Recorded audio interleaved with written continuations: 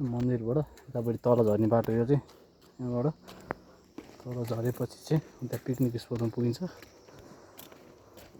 त्यहाँ गएर हेरौँ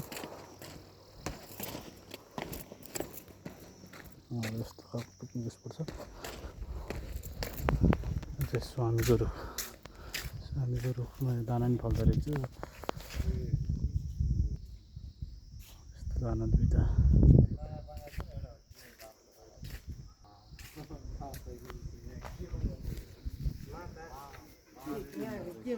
स्वामीको रुख